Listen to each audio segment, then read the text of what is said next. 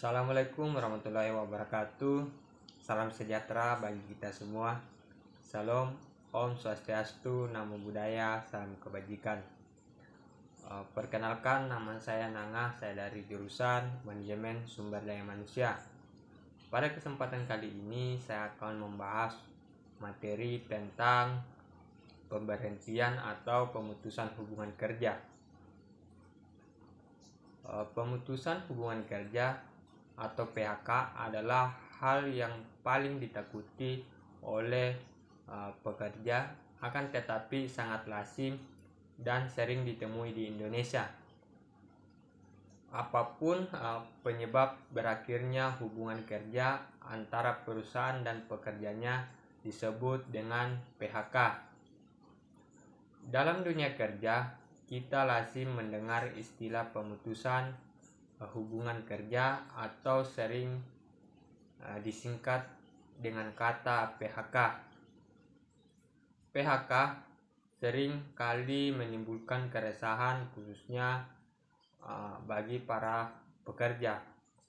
Bagaimana tidak, pemutusan PHK ini akan berdampak buruk bagi keberlangsungan hidup dan masa depan para pekerja yang mengalaminya dan keluarganya. Bagaimana aturan pemutusan hubungan kerja menurut Undang-Undang Ketenagakerjaan? Sebelum lebih jauh, terlebih dahulu kita harus memahami apa yang dimaksud dalam pemutusan hubungan kerja atau PHK. Pemutusan hubungan kerja atau PHK adalah pengakhiran hubungan kerja karena suatu hal tertentu yang mengakibatkan berakhirnya hak dan kewajiban antara pekerja dan perusahaan. Artinya, harus adanya alasan tertentu yang mendasari pengakhiran hubungan kerja. Dalam aturan perburuhan, alasan yang mendasari PHK dapat ditemukan dalam pasal 154A ayat 1 UU nomor 13 tahun 2003 tentang Ketenagakerjaan, Undang-Undang 13 2003, Undang-Undang nomor 11 tahun 2020 tentang Cipta Kerja, Undang-Undang 11 2021 dan peraturan pelaksanaan yakni pasal 36 Peraturan Pemerintah nomor 35 tahun 2021 tentang perjanjian kerja, waktu tertentu, ahli daya, waktu kerja dan waktu istirahat, dan pemutusan hubungan kerja. PP 35 2021 bagaimana undang-undang mengatur mengenai PHK. Ketentuan dalam aturan perburuhan nasional pada prinsipnya mengenai PHK menyatakan bahwa berbagai pihak, dalam hal ini pengusaha, pekerja, serikat pekerja, dan pemerintah harus mengupayakan agar tidak terjadinya PHK. Pasal 151 ayat 1 UU 13 2003, pasal 37 ayat 1 PP 35 2021. Lebih lanjut, PP 35 2021 pada bab 5 khususnya mengatur pemutusan hubungan kerja dengan rincian. Pasal 36 mengenai bagaimana alasan yang mendasari terjadinya PHK. Alasan PHK mendasari ditentukannya perhitungan hak akibat PHK yang bisa didampakkan oleh pekerja. Pasal 37 sampai dengan pasal 39 mengenai tata cara pemutusan hubungan kerja sejak tahap pemberitahuan PHK disampaikan dan hingga proses PHK di dalam perusahaan dijalankan. Lebih lanjut, bila PHK tidak mencapai kesepakatan terhadap berikutnya dilakukan melalui mekanisme penyelesaian perselisihan hubungan industrial sesuai dengan ketentuan peraturan perundang-undangan pasal 40 sampai dengan pasal 59 mengenai hak akibat pemutusan hubungan kerja, yakni berupa uang pesangon, uang penghargaan masa kerja, uang pengganti hak, dan uang pisah. Perhitungannya didasarkan alasan dasar dijatuhkannya PHK.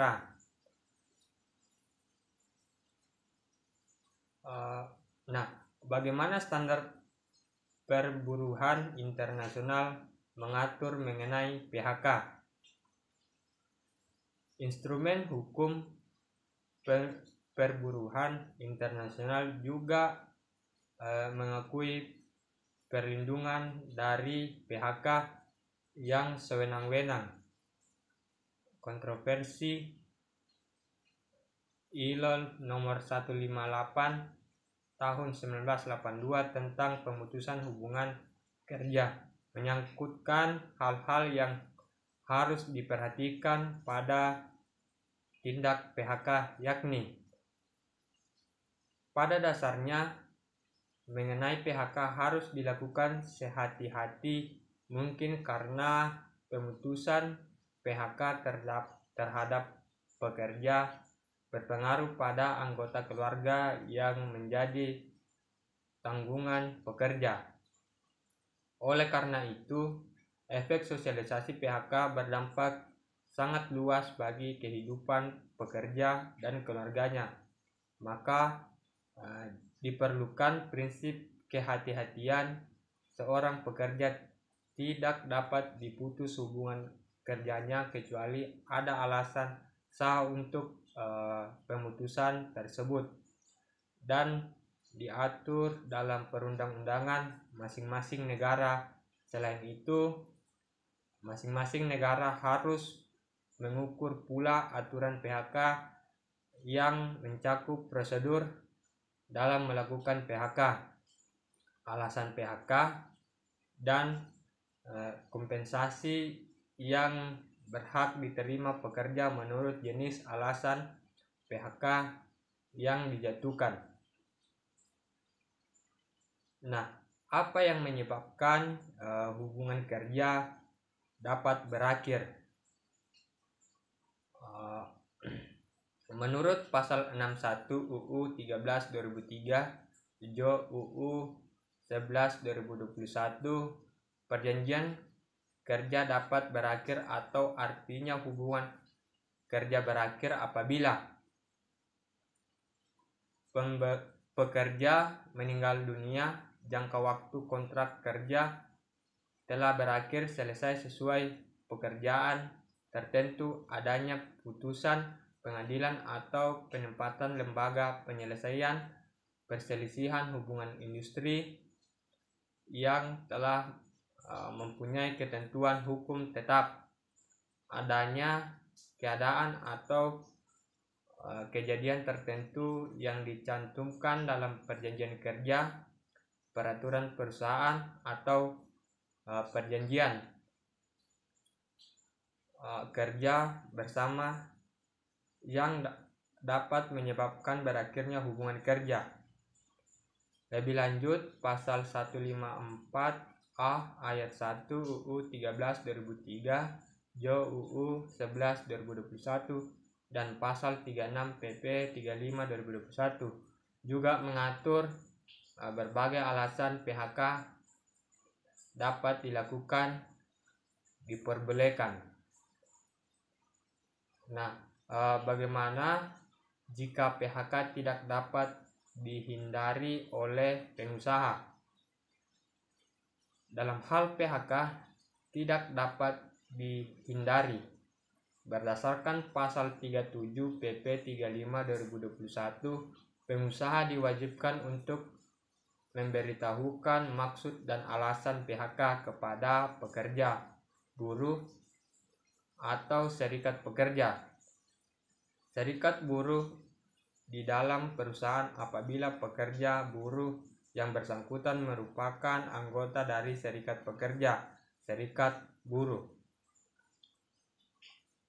Pemberitahuan PHK dibuat dalam bentuk surat pemberitahuan dan disampaikan secara sah dan patut oleh pengusaha kepada pekerja, buruh, dan atau serikat pekerja.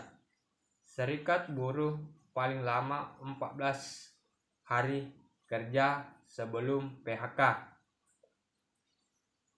Bila PHK dilakukan dalam masa percobaan, surat pemberitahuan disampaikan paling lama 7 hari kepada pekerja sebelum PHK. Nah, bagaimana jika pekerja tidak menerima pemutusan hubungan kerja yang dilakukan oleh pengusaha? Apabila pekerja yang telah diberitahu mengenai PHK menolak atas pemutusan tersebut, maka pekerja harus membuat surat penolakan disertai alasan paling lama 7 hari setelah diterima surat pemberitahuan pemutusan hubungan kerja, dan kemudian harus melalui mekanisme penyelesaian perselisihan hubungan industrial, dalam hal ini perselisihan PHK, sesuai dengan ketentuan peraturan perundang-undangan pasal 39 PP 35 2021. Nah, apakah pekerja dapat mengajukan PHK atau mengundurkan diri? Bagaimana prosedurnya? Pekerja dapat mengajukan pengunduran diri atau mengundurkan diri merupakan salah satu PHK yang diperbolehkan, dengan ketentuan pekerja mengundurkan diri atas kemauan sendiri dan harus memenuhi syarat pasal 36 ayat 1 huruf I PP 35 2021. Pekerja mengajukan permohonan pengunduran diri secara tertulis selambat-lambatnya 30 hari sebelum tanggal mulai mengundurkan diri. Pekerja tidak sedang berada dalam ikatan dinas. Pekerja tetap melaksanakan kewajibannya sampai tanggal mulai pengunduran diri. Berdasarkan ketentuan di atas, bila pekerja telah memenuhi persyaratan selanjutnya, perusahaan harus menerima pengunduran diri tersebut, menyelesaikan proses pengakhiran hubungan kerja dalam waktu selambat-lambatnya 30 hari setelah tanggal mulai pengunduran diri, serta memenuhi kompensasi pekerja yang mengundurkan diri, yakni uang pengganti hak yang diatur dalam pasal 40 ayat 4 PP 35 2021 dan uang pisah yang besarnya diatur dalam perjanjian kerja, peraturan perusahaan atau perjanjian kerja bersama pasal 50 PP 35 2021. Nah, apa saja alasan-alasan yang diperbolehkan perusahaan untuk melakukan pemutusan hubungan kerja? Kapan perusahaan dilarang untuk melakukan pemutusan hubungan kerja? Jawabannya dapat dilihat dari alasan-alasan tertentu. Alasan yang pertama, alasan-alasan PHK diperbolehkan dan dilarang.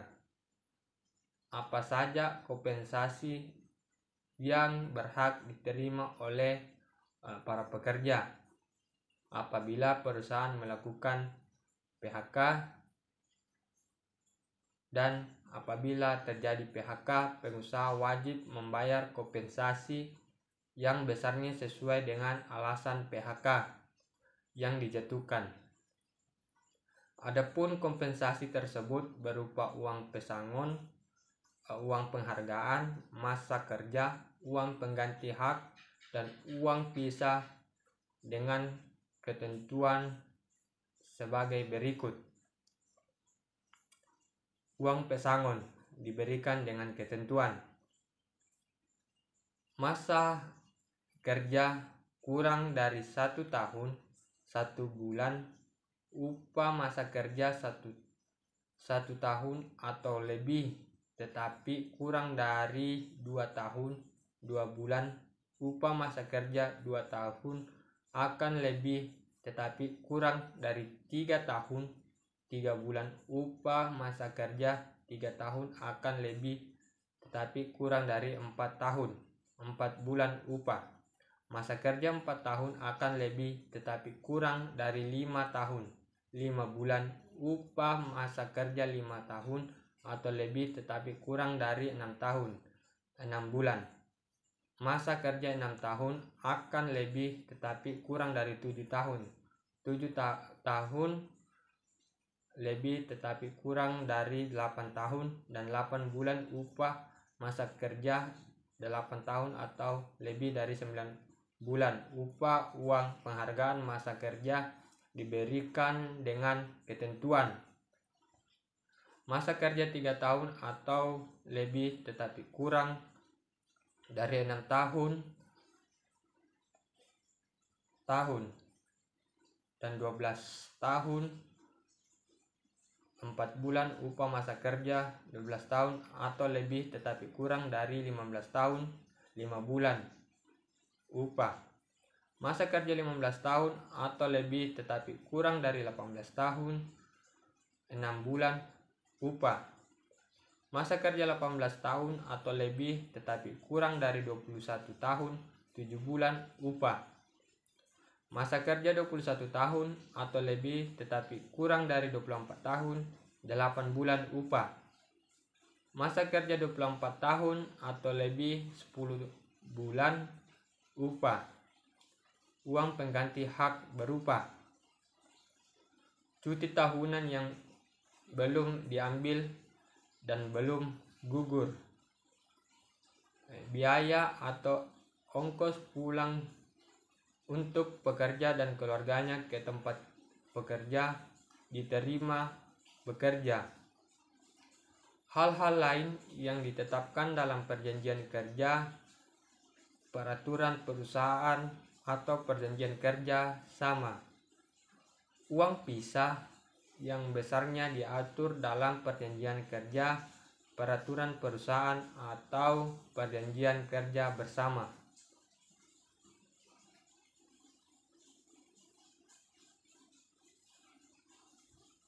Nah, apakah kompensasi PHK ini berlaku juga bagi pekerja pada usaha mikro dan usaha kecil? Jawabannya tidak. Pengusaha pada usaha mikro dan usaha kecil memang wajib membayar uang pesangon, uang penghargaan masa kerja, uang penggantian hak dan atau uang pisah pekerja. Buruh yang mengalami PHK namun besarnya ditentukan berdasarkan kesempatan antara pengusaha mikro dan usaha kecil dengan pekerja atau buruh. Alasan-alasan PHK diperbolehkan dan dilarang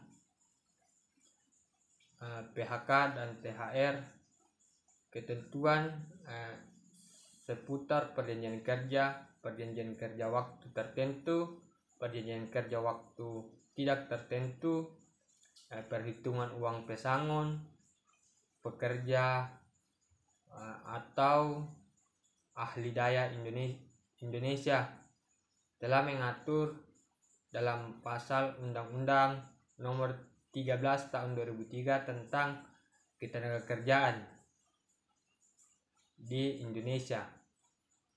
Undang-Undang Cipta Kerja Nomor 11 Tahun 2020,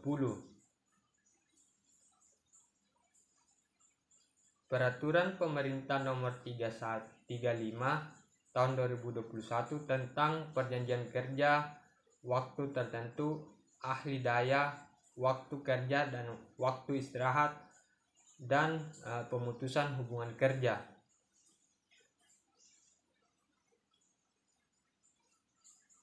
Nah, yang selanjutnya adalah